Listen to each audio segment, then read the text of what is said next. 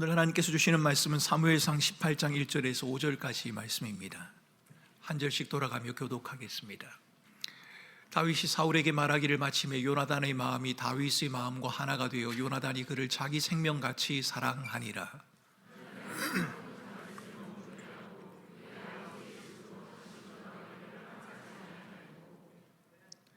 요나단은 다윗을 자기 생명같이 사랑하여 더불어 언약을 맺었으며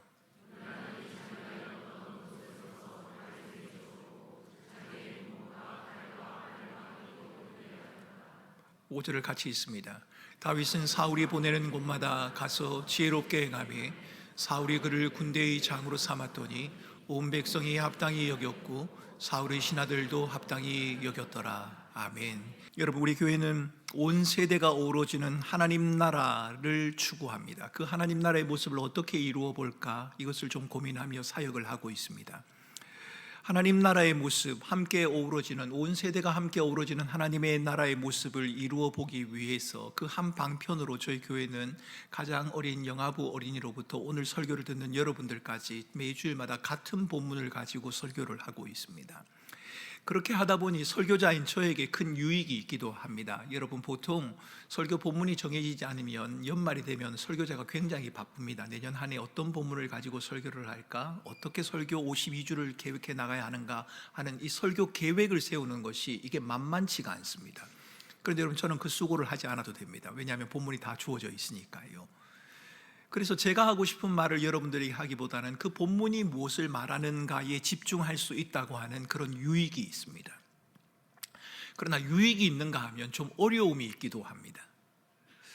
주어진 본문을 따라 설교를 하는데 주어지는 어려움이 무엇인가 하면 그 본문을 가지고 설교하기 어려운 어떤 주제나 이슈가 등장할 때입니다. 저는 그 주일날 그런 주제를 설교하고 싶지 않았는데 그 본문이 지금 그 이슈를 말하고 있다는 겁니다. 여러분, 오늘 본문이 그렇습니다. 오늘 본문을 묵상하면서 저는 동성애와 언약이라고 하는 서로 전혀 어울리지 않는 두 가지 주제를 본문 가운데서 보게 됩니다. 오늘 본문은 다윗이 사울왕과 대화를 마쳤다는 말로 시작합니다. 다윗이 사울왕과 무슨 이야기를 했을까 알 수는 없습니다. 하지만 성경은 요나단의 반응에 대해서는 명확하게 말을 해주고 있습니다. 18장 1절은 요나단의 마음이 다윗의 마음과 하나가 되었다라고 말하고 요나단이 그를 자기같이 생명같이 사랑하였다. 요나단이 다윗을 생명같이 사랑하였다라고 말합니다.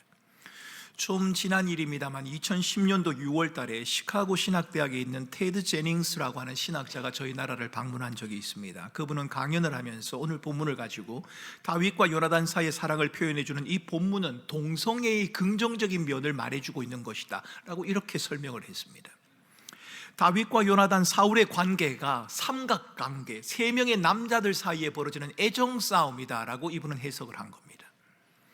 동성애를 주장하는 그분의 눈에는 온 이스라엘과 유다가 다윗을 사랑했다라고 하는 구절이나 다윗과 요나단이 슬피 울며 입을 맞추었다라고 하는 구절 모두가 다 동성애를 묘사하는 것이다라고 그분은 주장을 했습니다.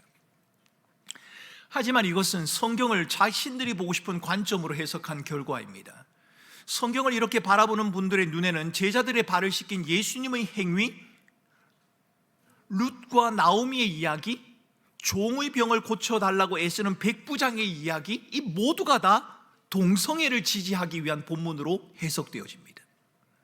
심지어는 이스라엘을 취하여 결혼하였다라고 하는 성경의 표현조차도 동성애를 자연스러운 것으로 받아들인 증거라고 말을 하고 동성 간의 성행위에 대해서 명확하게 금지하고 있는 모든 성경 구절들은 역사적인 가치는 있지만 오늘날에는 적용할 수 없다라고 그분들은 주장을 합니다. 로마서 1장에서 바울이 동성애가 순리가 아니라 영리다라고 말하는 것도 인간의 보편적인 죄악에 대한 지적이 아니라 당시 로마 제국의 문명 그리고 권력자들의 타락, 사치, 폭력에 대한 언급이다라고 그분들은 해석을 합니다. 동성애, 동성결혼에 관한 주장 갈수록 커져만 갑니다. 인권, 평등, 사랑이라는 주제를 앞세워서 동성애를 지지하거나 옹호하는 것에 맞서기가 사실 쉽지가 않습니다. 그러나 우리는 동성애가 자연스럽지 않다는 영리라고 하는 로마서의 말씀, 다른 말로 말하자면 창조 세계에 계시되고 있는, 그리고 성경 전체에 반복적으로 나타나고 있는 고정된 법칙, 하나님이 세우신 법칙이 있는데 그 법칙에서 벗어나 있는 것이라는 사실을 여러분 잊지 마셔야 합니다. 동성애는 인간의 하나님에 대한 반역의 결과로 말미암은 영리적 삶의 모습과 현상이다, 순리가 아니라는 겁니다. 여러분, 이렇게 말하는 신원하 교수님, 고신대학원 윤리학 교수였던 신원하 교수님의 지적은 매우 타당합니다. 동성애는 성향의 문제가 아니라 인간 욕망의 문제입니다. 하나님이 창조하신 세계에 심어 놓으신 고정된 법칙과 관련되어 있다는 겁니다. 우리는 모두 타락한 본성의 결과로 왜곡된 욕망을 지니고 있습니다. 그렇기에 그 욕망은 하나님이 수여하신 창조 질서 안에서 조정되어야 하고 또한 절제되어야만 합니다. 그렇지 않으면 우리 모두는 다 심각한 혼란을 경험하게 될 것입니다. 여러분, 자기의 원함과 욕망대로 살아가는 세상을 한번 상상해 보시겠습니까? 세상까지 상상하기 그러면 여러분의 집안을 한번 떠올려 보시겠습니까? 식구들이 모두가 다 자신의 원함과 욕망대로 살아가는 그 모습 말입니다. 절제하지 아니하고 자신의 옳은만을 주장하는 그 모습 말입니다. 욕망과 관련된 문제는 단지 동성애만이 아닙니다. 이성 간에도 마찬가지입니다. 아니, 삶의 모든 영역에서도 우리는 욕망에 이끌려 살아가지 않도록 우리는 욕망을 주님의 말씀에 따라 조정하고 절제하는 삶을 살아가야만 합니다. 동성 간의 결혼 문제는 더 심각합니다. 동성 간 결혼은 공적이며 법적인 정당성을 얻으려고 하는 시도입니다. 한 남자와 한 여자가 결합하여 부부가 된다고 하는 그 결혼의 본질, 성경이 말하는 결혼의 본질을 훼손하는 것을 주저하지 않습니다.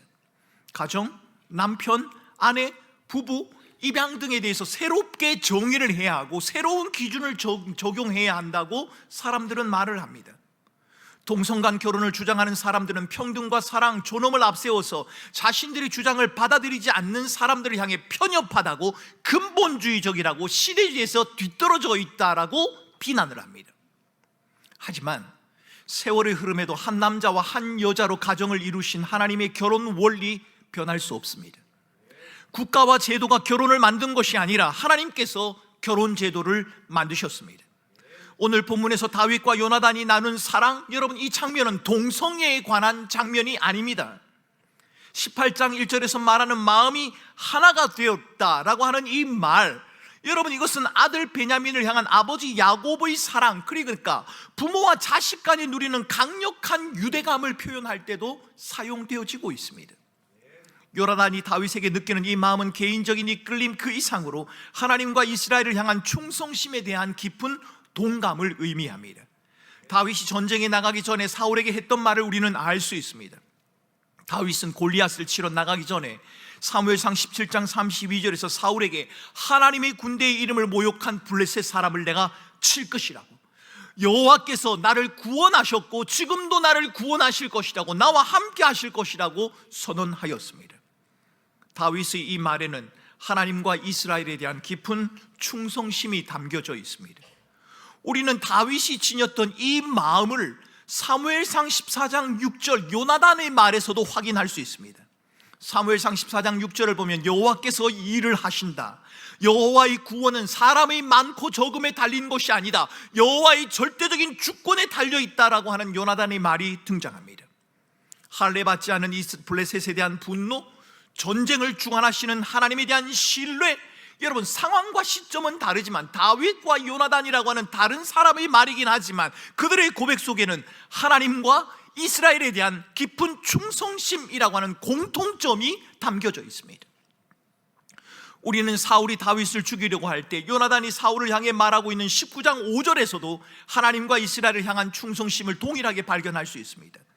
요나단은 친분이나 관계를 내세워서 다윗의 생명을 구명하려고 하는 게 아닙니다. 요나단이 다윗이 가진 남자로서의 매력에 끌린 것, 그것은 더더욱 아닙니다. 골리앗을 넘어뜨린 다윗의 용기에 감탄하여서 요나단의 마음이 끌리고 있느냐, 그것도 아닙니다. 요나단의 마음을 사로잡은 것, 그것은 다윗의 외모가 아니라 하나님과 이스라엘을 향한 충성심이었습니다. 하나님은 사람을 외모로 취하지 않는다. 여러분, 이것은 사무엘상 전체의 주제라고 말할 수 있습니다. 외모, 생김새만이 아니라 사람에 대한 평가를 결정짓는 모든 요소를 포함합니다. 신분, 지위, 권력, 관계, 재력, 명성, 모든 것들을 포함하고 있습니다. 하나님이 외모로 사람을 취하지 않는다는 말은 외모나 외모에 속한 것이 중요하지 않거나 나쁘다, 무시되어야 한다는 의미는 아닙니다. 그리스도인들도 외모를 취할 수 있습니다. 예쁘게 단장할 수 있고, 좋은 학벌을 가지려고 애를 쓸 수 있습니다. 돈을 벌기 위해 쓸 수 있고, 돈을 모을 수 있습니다. 넓은 집을 가질 수 있습니다. 그러나 하나님이 외모를 취하지 않는다는 그 말은 하나님의 나라는 외모나 외모에 속한 것들을 앞세워 세워지는 것이 아니라는 것을 뜻합니다. 사랑하는 성도 여러분, 저와 여러분들이 추구하는 것들, 이 세상에서 추구하는 그 모든 것들이 나쁘다, 그렇게 말할 수는 없지만 영원하지는 않습니다. 그리고 그것이 하나님 나라를 보장해 주는 것도 아닙니다. 그러기에 여러분, 열심히 외적인 조건을 갖추기 위해 애쓰시되 그것이 전부인 것처럼은 생각하지 마시기 바랍니다. 우리는 다윗과 요나단의 만남을 통해 이 사실을 확인할 수 있습니다. 다윗과 요나단의 만남에서는 외모에 속한 모든 것들이 허물어지고 있습니다.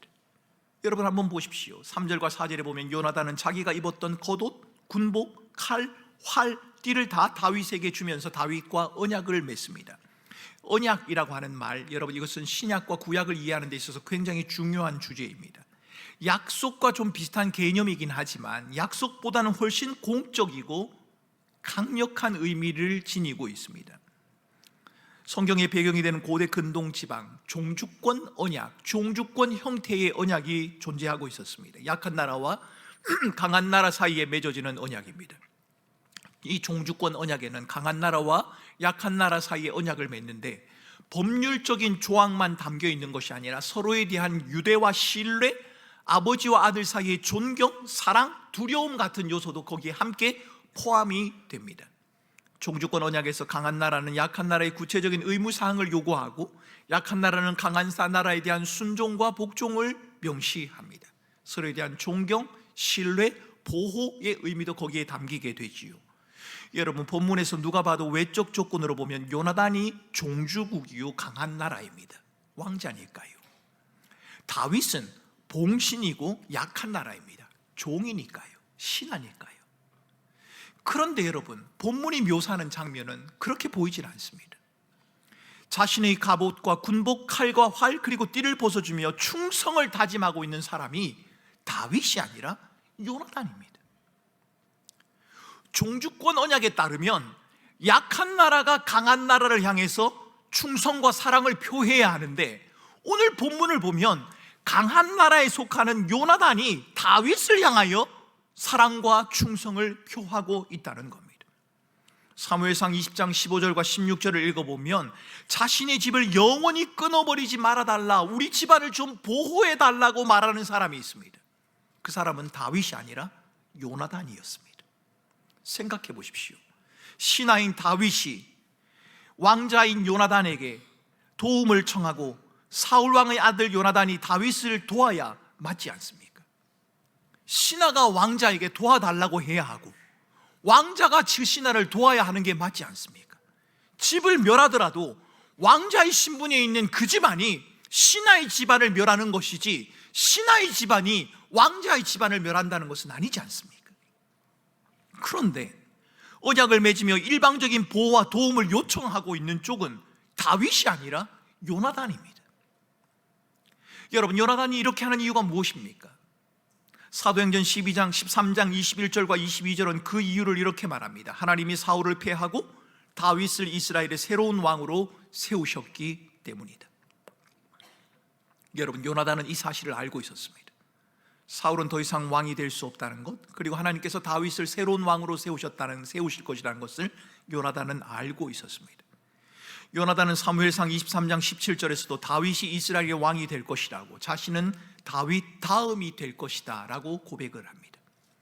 다음이 된다는 말은 다윗이 먼저 왕이 되고 그 다음에 내가 왕이 된다는 그 말이 아니라 다윗은 왕이 되고 자신은 왕이 아닌 2인자가 된다는 말입니다. 이 말을 듣는 사람들은 충격을 받았을 겁니다. 사울 후에는 누가 왕이 되어야 합니까? 요나단이 왕이 되어야 할 차례입니다. 사울 왕도 다윗을 죽이고 아들 요나단을 왕으로 세우려고 하는 계획을 분명히 가지고 있었습니다. 그런데도 요나단이 왕이 될 사람은 자신이 아니라고 다윗이라고 말을 합니다. 다윗의 목숨을 보호하려고 하고 다윗과 언약을 맺으며 충성과 사랑을 표현하고 있습니다. 왜요? 다윗을 왕으로 세우시는 하나님의 손길을 보았기 때문입니다. 사울이 더는 왕의 직무를 수행할 수 없다는 것과 하나님께서 다윗을 왕으로 세우신다는 사실, 여러분 이 사실을 아는 것은 요나단만이 아닙니다. 사울도 알고 있었습니다. 그런데 이 둘 사이에는 차이가 있습니다. 요나단도 알고 사울도 압니다. 그런데 이 둘 사이에는 하나님의 뜻을 알고 거기에 굴복했느냐 아니면 알고도 순종하지 않았느냐의 차이가 있습니다. 우리는 사울과 요나단의 모습을 통해 진정한 신앙인, 진정한 그리스도인의 모습이 어떠한지를 생각해 보게 됩니다. 진정한 신앙인, 진정한 그리스도인은 눈에 보이는 지위나 권력, 신분을 앞세워서 일하는 사람이 아닙니다. 그랬다면 요나단은 어떻게 해서라도 왕이 되려고 애를 썼을 겁니다. 진정한 그리스도인은 눈에 보이는 지위나 권력, 신분, 자신의 상황을 두고 일하는 사람이 아니라 하나님의 일하심과 다스림에 굴복하며 살아가는 자들, 하나님의 뜻을 따라 살아가는 자들이라는 것, 여러분 오늘 본문은 그것을 우리에게 말해주고 있습니다. 그래서 저는 여러분들에게 나는 하나님의 뜻을 잘 모르겠어요, 아니요 나는 하나님의 뜻을 이루기에 그럴 만한 형편과 상황이 안 돼요, 외적인 조건이 하나도 갖추어져 있지 않아요 라고 말하는 분들에게 이렇게 말씀드리고 싶습니다. 외적인 조건과 상황 때문이라는 생각을 앞세우지 말고 이미 나타난 하나님의 뜻에 굴복하는 삶을 살아가라고 말입니다. 이미 나타난 하나님의 뜻에 굴복하라고 말입니다. 여러분, 이미 나타난 그 하나님의 뜻이 여러분들의 현실의 문제를 풀어주는 것과 아무 관련이 없을 수도 있을 겁니다. 아무 무관할 수도 있을 겁니다. 아니면 어쩌면 이미 나타난 그 하나님의 뜻에 순종하게 되면 여러분들이 처해 있는 현실의 상황이 더 악화되어지거나 더 힘들어질 수 있는 상황도 있을 겁니다. 그럴 때 어떻게 해야 합니까? 하나님의 뜻을 유보하지 말고 여전히 그 자리에서 하나님의 뜻을 순종하며 살아가라고 주님은 그렇게 말씀하시는 겁니다. 이것은 어찌 보면 위기요, 또한 도전이요, 우리에게 위험이라고 말할 수 있습니다. 내가 이렇게 하면 어떻게 하지? 내가 이렇게 했는데 이 결과대로 나타나지 않으면 어떻게 하지? 라는 그 두려움들이 우리에게 있을 수 있지 않겠습니까? 여러분, 믿음의 여정은 우리가 원하는 대로 환경과 상황이 만들어지는 데서 시작되는 것이 아닙니다. 내게 아무런 변화가 일어나지 않는 중에도 분명히 나타난 하나님의 뜻을 따르기로 작정하는 데서 여러분 믿음의 여정은 시작되는 겁니다. 상황이 좀 좋아지면 제가 열심히 하지요, 상황이 좀 좋아지면 내가 하나님을 믿고 신뢰하지요, 그게 아니란 겁니다. 우리는 다윗이 왕으로 세워졌다는 사실 앞에서도 다윗을 죽이고 요나단을 왕으로 세우려고 했던 사울, 분명히 나타난 하나님의 뜻이 있는데도 사울은 더 이상 왕이 될 수 없고 다윗이 왕이 될 것이라고 하는 그 분명한 하나님의 뜻이 있음에도 불구하고 외모와 형편을 앞세워서 여전히 자기 욕망을 따르려고 했던 이 사울의 모습을 보면서 우리도 동일한 잘못을 범하지 않도록 조심해야 합니다. 제일 쉬운 예를 하나 들어볼까요? 이런 걸 겁니다. 제가 이렇게 말하면 목사님이 또 나를 두고 말을 하나 이런 분이 계실까 봐 그러는데요, 전혀 그렇지 않습니다. 고3 학생들, 수험생들을 두신 부모님들 자녀들에게 이런 이야기 할 때가 있지 않습니까?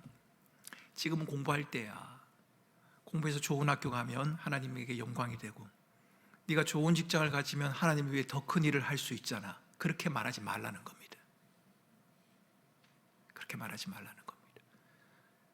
공부를 열심히 하지 말아야 된다는 것도 아니고 좋은 직장을 얻어서는 안 된다는 것도 아니라 고3이라고 하는 수험생이라고 하는 그 과정 가운데서도 하나님의 뜻에 순종하는 것을 멈추지 말라는 것을 저는 여러분들에게 말씀드리는 겁니다. 그런 일들이 많지 않겠습니까? 우리 가정에서도, 남편과 아내의 사이에서도, 또한 교회 안에서도 그런 게 많이 있지 않겠습니까? 이미 나타난 하나님의 뜻, 가벼이 여기지 말고 그 뜻을 순종하며 살아가시기 바랍니다. 왕으로 기름 부음을 받은 다윗은 힘과 권력을 앞세워서 하나님의 뜻을 거스리는 사울과는 분명히 달라 보입니다. 다윗은 스스로 왕이 되기 위해 위대한 꿈을 가진 적이 없습니다. 하나님 나를 왕으로 만들어주세요 라고 강력하게 기도한 적도 없습니다. 양을 치고 있었던 다윗, 어쩌면 자칫했으면 이스라엘의 왕으로 기름 부음을 받는 과정에서 제외될 뻔한 사람이었습니다. 다윗은 백성들의 마음이 자신에게 기울어지는 것을 기회로 삼아서, 그래 드디어 마음이 내게 기울었구나, 왕의 자리를 내가 빼앗아야겠다라고 시도한 적도 없습니다. 사울을 죽일 절호의 기회를 맞이했지만 여호와의 기름 부은 자를 함부로 대해서는 안 된다고 말하며 오히려 사울을 죽이려고 하는 사람들을 가로막았습니다. 다윗의 한마디에 사울의 목을 날릴 수도 있었지만 그는 하나님의 심판에 맡기며 하나님의 긍휼과 자비를 구했습니다. 여러분, 다윗은 역사의 주인공, 이스라엘의 왕이 되기 위해 발버둥 친 것이 아니라, 환경과 상황과 여건이 되었으니 내 마음대로 하면 되겠다고 한 것이 아니라, 자신을 왕으로 세우신 분은 하나님이시요 자신의 모든 삶이 하나님의 손에 있다는 것을 알고 그 하나님의 뜻을 순종하는 삶을, 그 뜻을 따라가는 삶을 멈추지 않았다는 겁니다. 사람들은 인생의 계획을 세우는 것과 하나님의 손에 이끌림 받는 것을 나누어 생각하는 경향이 있는 것 같습니다. 하나님을 위해, 우리 인생을 위한 멋진 계획을 우리가 세우고 그 다음에 하나님의 이끌림을 받으면 된다라고 생각하는 것 같단 말입니다. 그래서인지 보다 멋진 계획, 나은 직장, 진학에 대한 계획이 하나님의 인도하심을 기대하는 것에 유리하다고 생각하는 것처럼 행동하고 판단을 합니다. 하지만 이것은 바른 생각이 아닙니다. 우리가 멋진 계획을 세우고 꿈을 가진다고 해서 하나님이 우리를 더 잘 인도하는 것이 아닙니다. 우리가 하나님의 다스림에 거하며 살아가는 동안 하나님께서 우리를 향하신 하나님의 섭리와 경륜을 나타내심으로 하나님이 우리의 삶을 이끌어 가신다고 말하는 것이 맞습니다. 아무 꿈도 계획도 생각도 없이 살라, 그 말이 아닙니다. 우리 인생을 향해 가지는 계획, 하나님의 인도하심을 나누어 생각하지 말라는 겁니다. 어떤 꿈이든 어떤 계획이든 하나님의 말씀 안에 거하는 삶이 우선입니다. 여러분 중에는 다른 사람들도 흠모할 만한 자리와 신분, 그만한 풍성함을 누리고 계신 분도 계실 것이고, 하나님이 주관한다고 말하기에는, 내가 하나님 믿어요 라고 말하기에는 너무 볼품없고 힘든 상황과 처지에 놓인 분들도 계실 겁니다. 사람들은 그것을 두고 재수가 있다, 재수가 없다, 우연이다, 행운이다 라고 말을 합니다만, 성경은 그것을 하나님의 다스림, 하나님의 섭리, 하나님의 경륜, 하나님의 언약이라고 말합니다. 다윗과 요나단은 이 사실을 분명히 알고 있었고 이 원리를 따라 살아가고 있는 겁니다. 요나단이 다윗과 더불어 맺은 언약 그 자체가 이미 인간적인 조건을 넘어섰습니다. 왕자가 신하를 향하여 모든 것을 쏟아놓고 있으니까요. 하지만 요나단의 언약은 거기까지였습니다. 자기 생명처럼 사랑한 다윗이지만 끝까지 함께 할 수 없었습니다. 요나단과 다윗은 각기 제 길로 갑니다. 요나단은 사울과 그의 형제들과 함께 한날 죽임을 당합니다. 이것이 요나단이 다윗과 더불어 맺은 언약의 한계입니다. 다윗을 위해 갑옷을 벗어주었고 충성과 헌신을 맹세했습니다. 다윗을 살리기 위해 아버지와 맞서기도 했고 다윗을 생명처럼 사랑하고 존중한 요나단이었습니다. 하지만 그는 다윗과 끝까지 함께 할 수 없었다는 말입니다. 저와 여러분들의 수고와 노력, 목숨 걸고 한 맹세와 언약에도 여러분 이런 한계가 있습니다. 그런데 우리는 이 사실을 자주 놓치고 살아가는 것 같습니다. 우리가 한계를 지닌 연약한 자들이라는 사실을 너무 쉽게 잊어버린다는 겁니다. 하지만 이 사실을 잊지 마십시오. 저와 여러분의 맹세, 언약, 결심, 다짐 아무리 그럴싸해 보여도, 맹세와 언약을 하는 우리들의 마음이 아무리 견고해 보여도, 다른 사람 다 그래도 나는 절대 안 그래, 세상이 변해도 나는 그렇지 않아 라고 할 만큼 자신이 있다고 할지라도, 여러분 우리가 서 있는 삶의 기반이 그 약속한 것을 이루어낼 수 있을 만큼 충분히 든든하다고 할지라도, 여러분 우리는 태생적으로 죄인이고 연약한 자요, 한계를 지닌 자들이라는 사실, 여러분 이것을 잊지 마시기 바랍니다.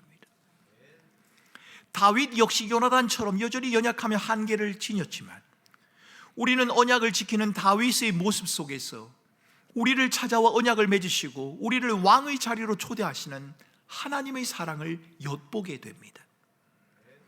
다윗이 요나단의 가족을 향해 보인 반응, 여러분 사무엘상, 사무엘하를 계속해서 한번 읽어가 보시기 바랍니다. 요나단의 가족을 향해서 다윗이 어떤 반응을 보이는지, 우리 집안을 지켜달라, 우리 집안을 멸하지 말아달라. 여러분, 요나단이 다윗과 더불어 맺은 그 언약을 다윗은 마음에 간직하고 있었습니다. 내가 그것을 꼭 지키겠다고 한 그 약속을 다윗은 마음에 품고 있었습니다. 다윗은 죽은 요나단의 후손을 찾습니다. 요나단과의 약속을 잊지 않고 다리 저는 아들 무비보셋을 왕의 상의 자리에 앉힙니다.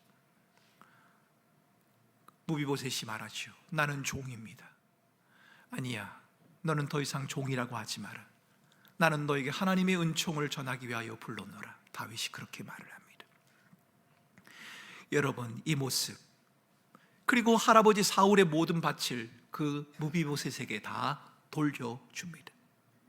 다윗과 요나단이 맺은 언약은 빈소리가 아니었습니다. 다윗은 실제 그 언약을 따라 요나단의 아들에게 은총을 베푸는 신실함을 보여주었습니다. 다윗이 요나단의 아들에게 베푼 언약의 내용과 모습, 더 이상 너는 종이 아니다, 하나님의 은총을 너에게 전하노라 라고 말하고 있는 이 다윗의 모습은 예수께서 우리를 위해 행하신 복음의 내용과도 맞닿아 있습니다. 예수님은 언약을 따라 잃어버린 우리를 찾으셨습니다. 자격 없는 우리에게 조건 없는 구원의 은혜를 베푸셨습니다. 우리를 자녀 삼으시고 무비보셋을 왕의 진미를 먹는 자리에 앉힌 것처럼, 상에 둘러 앉힌 것처럼 저와 여러분들을 하나님 나라의 잔치상에 둘러 앉히셨습니다. 그리고 은총을 베푸시고 우리를 자녀라, 더 이상 종이 아니라 말씀하십니다. 그분은 바로 우리 아버지 하나님이십니다. 히브리서 7장 22절은 하나님께서 우리와 더불어 새로운 언약을 맺으셨다고 말하고 예수 그리스도께서 그 언약의 보증이 되셨다고 우리에게 말씀하십니다. 하나님께서 약속하신 모든 것이 예수 그리스도 안에서 예가 된다고 우리에게 말하고 있는 겁니다. 죄인된 우리를 위해 죽으신 예수 그리스도의 십자가는 언약의 완성이며, 이 언약은 죽음 앞에서 멈출 수 없는 인간의 언약과는 분명히 차이가 납니다. 다윗과 요나단이 더불어 맺은 언약, 때론 흔들리고 죽음 앞에서 사라져 버리겠지요. 하지만 예수 그리스도를 통해 우리와 맺으신 언약은 영원합니다. 칼이나 곤고나 환난이나 핍박이나 죽음이나 적신이나 할지라도 그 무엇도 갈라놓을 수 없는 절대적인 언약, 그 언약이 바로 예수 그리스도를 통하여 우리에게 이루어졌다는 말입니다. 우리가 하나님을 찾는 것이 아니라 우리와 더불어 언약을 맺으시는 분, 우리를 잊지 않고 찾으시며 끝까지 인도하시는 분, 그분은 바로 하나님이시라는 사실 때문에 여러분, 우리는 안심할 수 있는 겁니다. 낙심되고 절망되고 힘이 들고 어렵지만 그래도 다시 일어설 수 있고 용기를 내서 다시 갈 수 있는 것은 우리를 찾으시고 우리와 더불어 언약을 맺으시고 우리를 지키시고 우리를 보호하시고 우리를 끝까지 인도하시는 그분이 바로 우리 하나님 아버지시기 때문입니다. 하나님은 우리와 더불어 맺은 언약을 통해 이렇게 말씀하실 겁니다. 내가 너를 찾았고 너를 불렀고 너를 잊지 않았단다. 나는 너를 절대로 버리지 않을 테니 나와 함께 끝까지 가자. 이 약속이 저와 여러분에게 주어졌습니다. 하나님께서 예수 그리스도를 통해 친히 이루셨습니다. 그러니 상황이 어렵고 우리가 흔들릴지라도 언약이 신실한 하나님께서 시작한 그 일을 반드시 이루실 것을 믿으며 여러분, 저와 여러분들에게 주어진 삶을 살아가시기 바랍니다. 삶의 현실과 고난 속에서 자신의 연약과 부족을 느낄 때가 있겠지요. 그럴 때 우리는 그 연약과 부족을 하나님 앞에 내려놓으면 되는 겁니다. 그렇게 인정하면서도 우리와 함께 하시는 하나님의 사랑과 은혜를 신뢰하며 살아가는 거지요.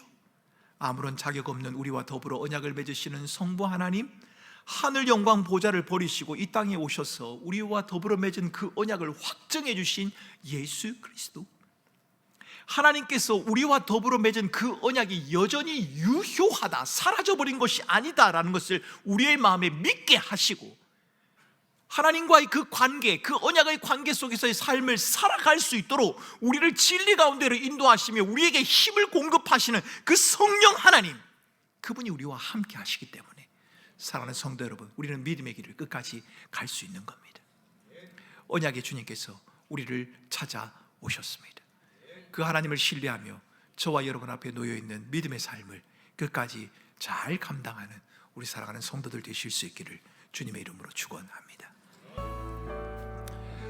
여러분, 오늘 본문을 묵상하고 우리가 함께 기도할 텐데요, 여러분, 요나단과 더불어 언약을 맺었던 다윗의 마음이 어땠을 것 같습니까? 다윗에게 요나단이 갑옷을 벗어주고 칼을 쥐어주고 활을 휘어주고 이랬을 때 다윗의 마음이 요나단이 그래도 나를 사랑하는구나, 잠시 안심은 할 수 있었겠지만 여전히 다윗에게는 죽음에 대한 두려움이 있었을 겁니다. 내가 이것을 가진다 해도 사울이 나를 죽일 텐데, 군사를 풀어 나를 끝까지 따를 텐데 과연 내가 살아남을 수 있을까? 하나님이 약속하신 그 약속을 내가 볼 수 있을까? 여러분, 아마 다윗은 이렇게 두려웠을 겁니다. 여러분, 다윗의 자리에 부름을 받았던 아들 무비보셋은 어땠겠습니까? 드디어 내가 죽는구나, 할아버지도 아버지도 다 죽었는데 나도 이제 죽는구나, 그런 생각을 하지 않았겠습니까? 여러분, 인간의 약속은 다 그렇습니다. 좀 내 삶을 보장해 줄 것 같지만 여전히 두렵기도 하고, 어떤 약속은 이게 과연 어떻게 전개될 것인가 불확실함 때문에 우리의 마음이 어려워지기도 합니다. 그러나 여러분, 우리를 찾아와 더불어 약속을 맺어주신 하나님, 예수 그리스도를 통하여 맺어주신 그 언약에는 변함이 없습니다. 어떻게 아느냐고요? 죽기까지 우리를 사랑하셨으니까요.